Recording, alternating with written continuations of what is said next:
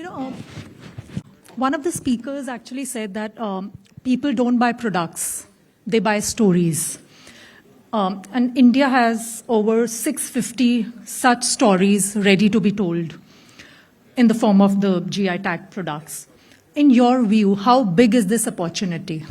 Okay, firstly, Sonal, this is a very, very big opportunity.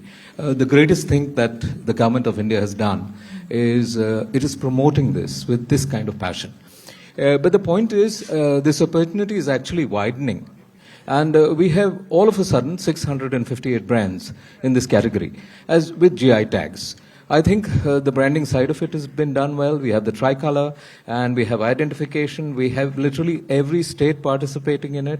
With UP being in the lead now, Karnataka was number one at a point of time. We lost the race.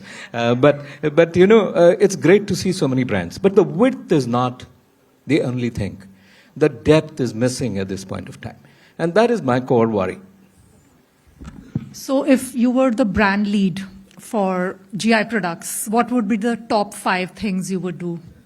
Okay, see, firstly, I'm going to take a look at it as my first day in office. And I would say, you know, like Trump did say what he said, I'd be radical. The first thing I'd say is stop the greed of width. Sorry, the greed of? The greed of width. Because, okay, you know, you're expanding by size. These numbers don't mean anything. 658 doesn't mean anything. That's the width. Right. We can get to something like 22,000 very, very soon if the regime of granting this is going to be easy. Yeah. But that's not the point. I think we should just stop it at around 700 now and then start talking about deepening the presence of each of these brands. Because, see, we have to make success stories out of these. And the story must be felt by the 3 constituents. Please note, a GI brand is all about, yes, the geography, the place it comes from. The second thing is it's about the producer. Yeah. The producer of that local area who's so passionate about everything he, she, or they does. It's extremely critical to ensure that we give them what they deserve. And over a period of time, you know, this tagging and branding must contribute to bigger values. And I think that is something that I would be looking for. That's one. The second is, I'd isolate just 20 of these brands. Okay. I mean, starting with Darjeeling, of course, the favorite, the starter, the Kickstarter of it all. I'd just take about 20 of them. Okay. I'd pick stuff like Araku coffee. I'd pick these 20 from different categories, different regions, so that, you know, we are not seen to be very. Share your favorites? Yeah. I have a long list. I'm hoping my Davangere Benne Dose, which I just had this morning and came, is going to make it here. Okay. See, Davangere Benne Dose, if I take an example, for instance, you know, one, it's a product. It's the product called Davangere Benne Dose, which hundreds and thousands of people make. The second is the geography, which is Davangere. Sometimes I wonder whether Davangere is more famous or Davangere Benne Dose is more famous. In fact, the Benne Dose happens to be more famous. So that is important. And the third is the people who produce the Davangere Benne Dose with passion. Now, these are all local people. So I think we should be very restrictive. We need to say that the Davangere Benne Dose can be made only by a person who has origins in Davangere. Which means that in Delhi, at the Bharat Mandapam, if a Davangere Benne Dose has to be made, you have to bring a guy from Davangere. You know, at the end of the day, it enhances, you know, pride to say that only these guys can make it. And, you know, branding is really creating somethingness out of nothingness. And that's exactly what GI is trying to do. It's trying to create somethingness out of nothingness. That nothingness is the generics. And what we're trying to create is value. And value for the people who produce it, value for the geography from where it's produced, and of course the product. The third thing, I haven't finished my 5. The third thing is, bring in the Indian multinational corporation onto GI tagging. Now, this is going to be controversial. Don't worry about the Indian MNC. The Indian MNC has got routes to market which have been established for long numbers of decades. If there's participation from an Indian MNC for a start, let's say, and then I'd say open it out to the True Blue MNC from anywhere. Whoever picks up anything which is totally GI tag, they are going to give us routes to market. They're going to make the successes happen. Therefore, I could be going behind one of the Araku coffee in India. I could be going behind it for the next 20 years, and I might still have a small volume. But if I tag on to an MNC, I might get a bigger volume, okay? Which goes for jaggery, which goes for anything, which goes for my humble Rasgulla as well. And if you look at Haldiram's, I think they do great stuff for the Rasgulla as well, yeah? And there's two more, actually. The fourth one is actually climb Maslow's hierarchy. I think it's extremely important for us to appreciate that GI brands are traditional, they're local, they're India, they're heritage, but they're not small. Second thing is segment the market. Because, you have three segments. You have popular, you have bottom of the pyramid, and then you have luxury. There's no reason why a good from any corner of India should not be a premium good which actually sells for 2,600 rupees. It's origin specific, let's say.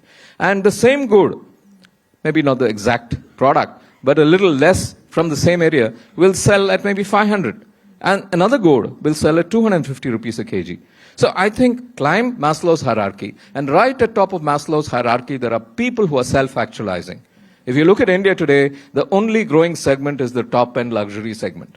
And a good with a GI tag to it, growing, fantastic.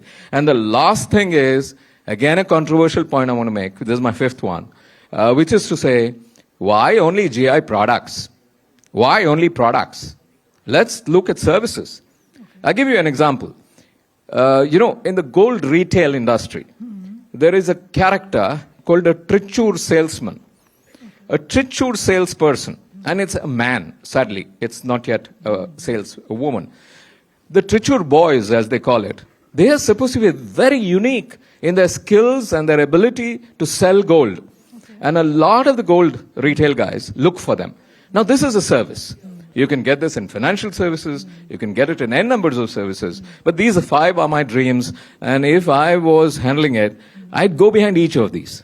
Focus, and then go behind the rest of the four. Very, very interesting. But tell me one thing about, we're talking mostly about traditional products here. So how is branding different for, like, let's say, traditional products vis-a-vis other contemporary products? And also, I would also like you to harp on the, the power of storytelling. Oh, yeah. See, a brand for me is a story well told. Firstly, my definition of a brand is a simple one. I define the brand simply. I say the brand is a thought. A thought? A thought. Not a product? Not a product. It's a thought. Okay. A brand is not a physicality. It is a metaphysicality. Okay. I was in Berlin recently. I was talking for 90 minutes on a subject on branding to a set of profs. A lady stood up and said, Prof, tell me, you speak so much about branding in English. Why don't you give me a Sanskrit word for branding? Why Sanskrit? Because Germany is the capital of Sanskrit in many, many ways. She looks at me. I scratch my head, think on my feet, and I say, ma'am, brand is Maya. Maya. And to an extent, that's so true, because the brand is Maya. It is here and it is not here. Bharat Mandapam is not this physicality. India today is not the physicality of the magazine. India today is the thought of India today. The moment you think of India today, you think, hey guys, these are reliable guys. The content is terrific, etc., etc., etc. India today is not every issue. India today is not its physicality. India today is the metaphysicality of India today. And therefore, a brand is a metaphysicality. A brand is a thought. So what do we want to do for GI brands? For GI brands, we want to create these kind of exciting thoughts in people's minds. Believe it or not, you can create exciting thoughts on just about anything. London, I'll give you a quick example. I was going up in Harrods trying to find the True Blue India product out there. I'm a True Blue Desi, totally patriotic about Indian products. I went up 5 floors. I found only 4 proudly talking about India brand. Okay, there was a tea bag, there was something else. On the 3rd floor of Harrods, I found pure Desi Indian mitti. Mitti, mud. Shehnaz Hussein's Multani mitti. Selling at the equivalent of 3,600 Indian rupees for 800 grams. Now that's branding. Can you take mud and brand it? Can you take water and brand it? Can you take sugar and brand it? Can you take anything and brand it? So creating somethingness out of nothingness.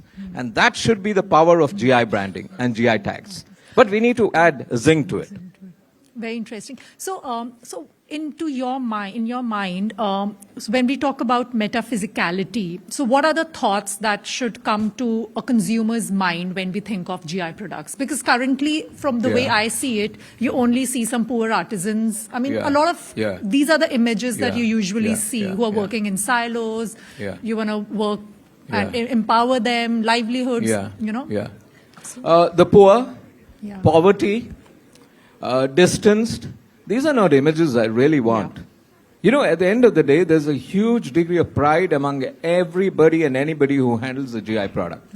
Anything that a person makes, they are so proud of what they make. They're panning salt, but they're so proud. In Gujarat, there are so many areas where people are so proud of what they do. So I want to give them back that pride.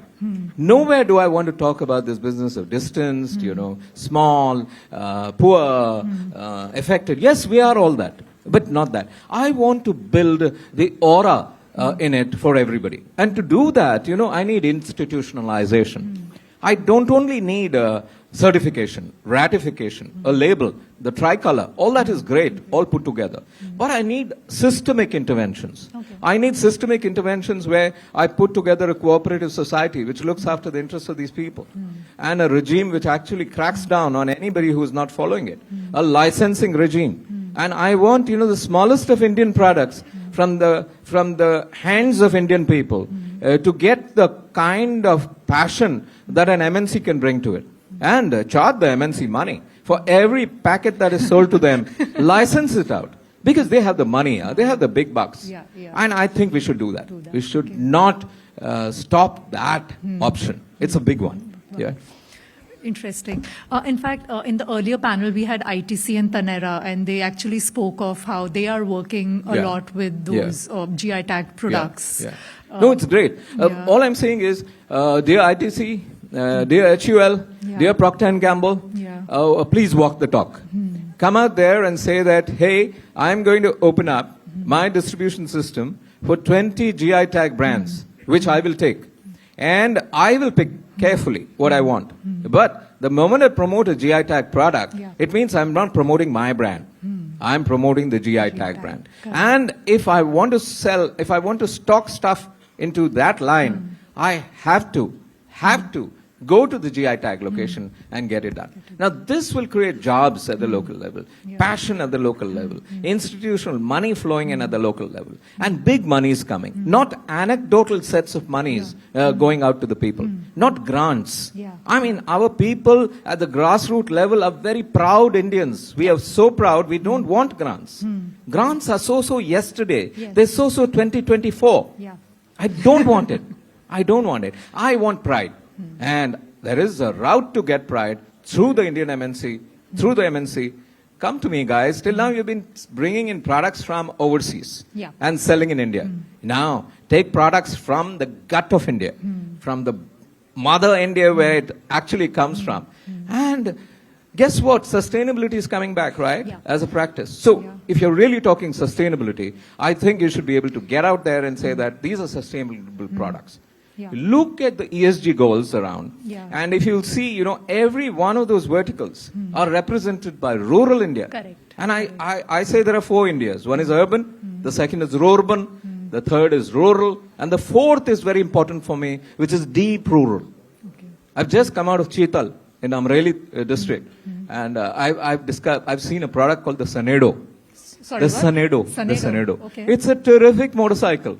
Put together with the jugaad of India, very high quality, costs like nothing on earth. I mean, you know, it's just so low cost. And guess what? The Sanedo is a pride statement of Chetal in Amreli Taluka, in Amreli district of Gujarat.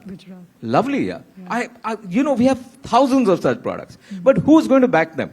I want that backing to come through the GI tagging and through the terrific initiatives that the government of India has put forth. Interesting. So, you know, can you share any global examples of traditional products that, you know, are like success stories of branding? Oh, yeah, many of them. I mean, of course, we start with champagne. We start with every cheese that comes by, every wine that comes by. These are big successes. But let me talk to you about a coffee Coffee is my first love. Yeah. Okay. In fact, I used to work in a company called Tata Coffee in the old days, and we launched 30 years ago. We launched a brand called Coorg Pure Filter Coffee. Okay, it's still there in the market, doing exceedingly well. Now, what is Coorg? Coorg is exactly what GI tagging is doing. Yes. You know the pride of Coorg that you take out. I was able to get a trademark for it. I couldn't get a registration for Okay. obvious reasons that it's the name of a location. But Coorg coffee is up there for the grabs. But look at it this way. I was shopping somewhere and I found two brands of coffee. One was called Maxwell House Coffee. Yeah. 800 grams of it was costing $1.20 those days.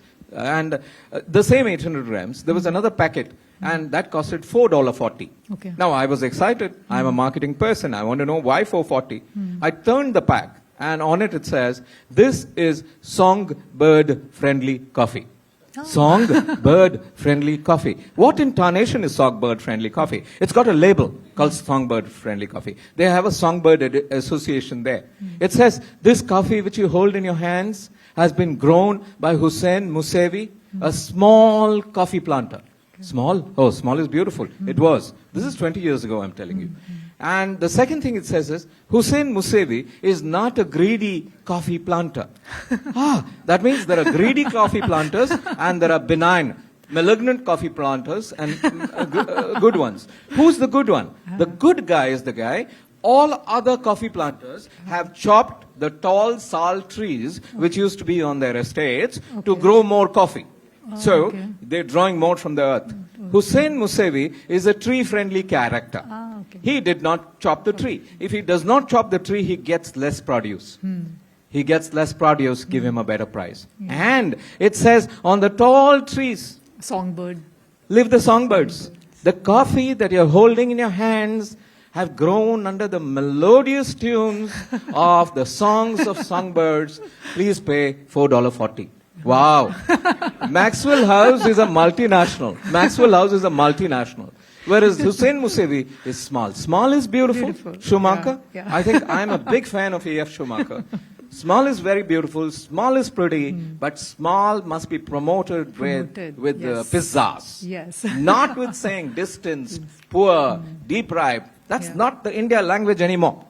I think we need to talk different stuff.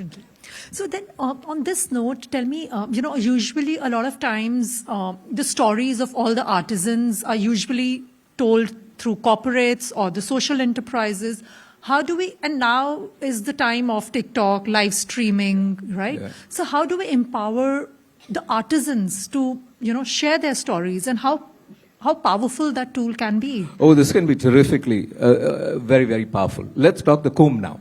Now, if you look at the Kumbh, there is an army of about 8,500 influencers who are landed up at Kumbh. Yeah. And they're going to spend literally 45 days out there. So they're not getting their parties in their big cities anymore. They're going out there. And what are they doing? They're capturing real life stuff that's happening out there. And they're going to be content rich. Now, the content that a Kumbh can generate can last one for 3 to 4 months. And that is what they're generating. And this is great stuff.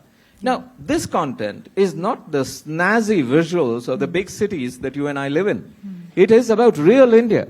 And these guys are taking a slice of real India and giving it out there. Now, this is beautiful here.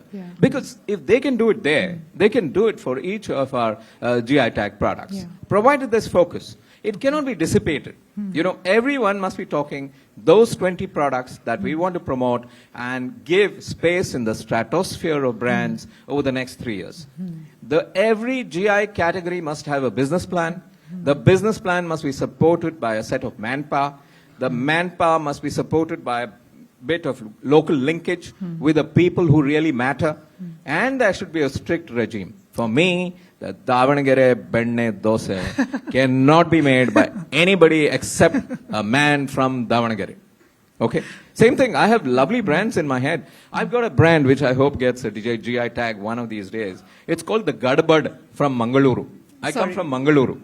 Gadbad? Gadbad. Gadbad is an ice cream. No, don't think it's something else. But it's an ice cream. It's a delicious ice cream which costs nothing, like just about nothing.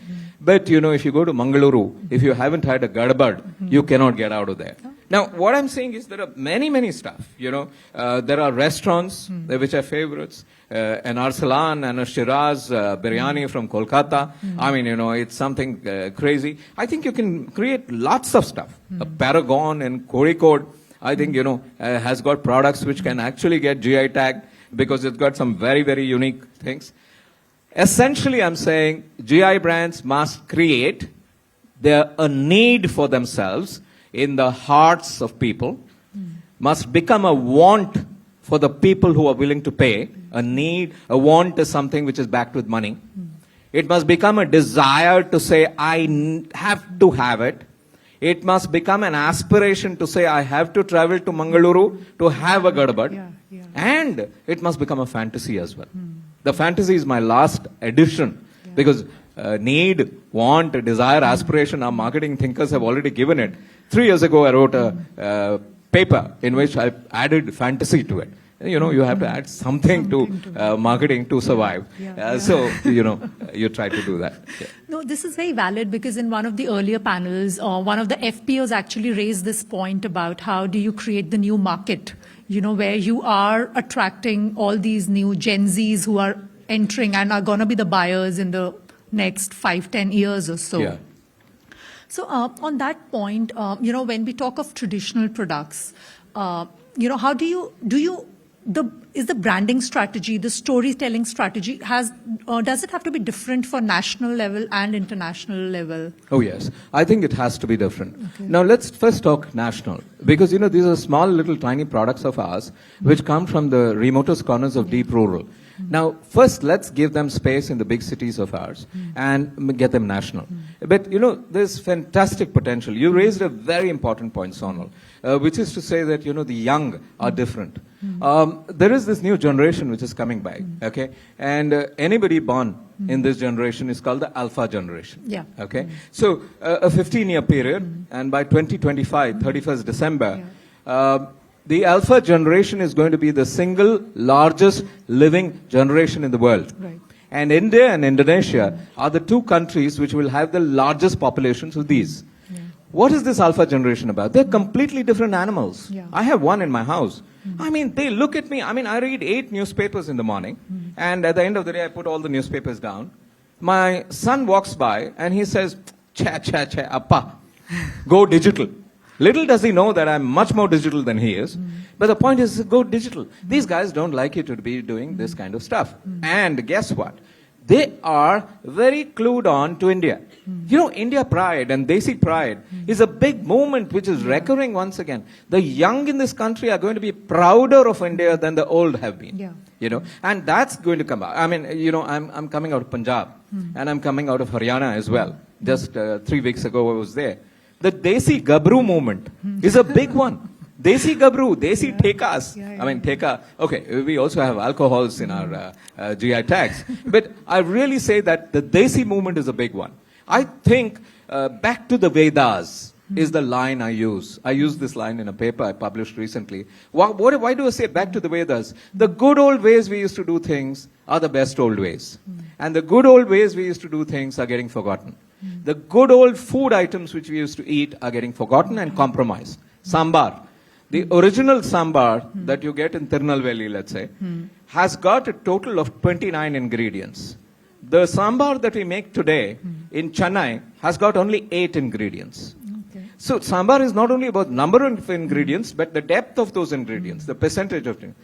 So you reduce ingredients so dramatically, the sambar is no longer a sambar. The real sambar is getting forgotten. Right. Nobody knows what the real sambar is. Let's get back to the original taste. Where will I get the original taste? Back to the Vedas. In many ways, we need to create the food Vedas back, the beverage Vedas back, and back to the good old ways of doing. Desi revival is big, not only in that, but young people will want to dress more Indian. Everybody wants to dress more Indian. And I think that's great. I mean, we don't want to wear these kind of shoes here. I mean, I'm forced to wear it. I'm coming to an India today and the government of India is out here. I have to look decent. But the point is, I would love to wear a Kolhapuri slipper and come.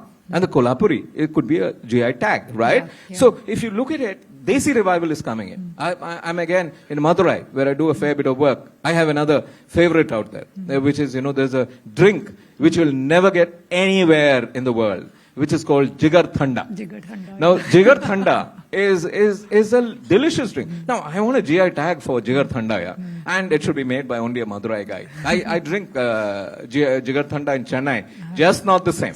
So, if you look at it, all these dressing styles, professors in colleges in Tamil Nadu want to dress in dhotis and go out, okay? And they want to teach in that. And they are big scholars. Yeah. So Desi pride is coming back in a big way. The alpha generation, the young, are going to be doing more of Desi. So the GI tag is in right spot at the right point of time. Youngsters want to stay more healthy. Yeah. And what better, healthier way than the way we used to live? So I think, getting all that back is going to be it. Very interesting. And you rightly spoke of the role of perception, because like what if the kurtas become formal again for men, right? Yeah. I mean, they are for women as well. Absolutely. So, I see our time's up. So, last few takeaways from you on like what are the top 2-3 things that should be top priority. Okay, top priority for me remains the same thing. Don't harp about 658 brands of GI brands. It's tom-tomming that we've got 658 brands. Don't give up this game here. Let's get into deepening the presence of 20 brands. Take 20 brands as things which you should go about. Second, please note GI tags and GI branding is a journey. And the journey has just begun. And to boost this journey, the institutional mechanisms to back need to be there. And make them like local self-governance units. Okay. Let's bring in LSG back again. Okay. We need to be governing GI tags with local committees, like the old cooperative societies of yore. A Pochampalli sari comes out of Pochampalli. If it's a GI tag, let the local cooperative society look after it, and they will do wonders. And have the right kind of a committee, get them elected right, etc., etc., etc. The third thing is, of course, this business of giving pride to locals. Now, we need to take the pride back to the locals, because GI is a geography. So, you are making history out of a geography that was forgotten long ago. And this geography produces this best. Right. These would be three top things that I'd love to do. So very interesting. And then that was really thought-provoking, and especially because branding has been talked of so much, in the earlier sessions. So thanks a lot, Mr. Bijoor.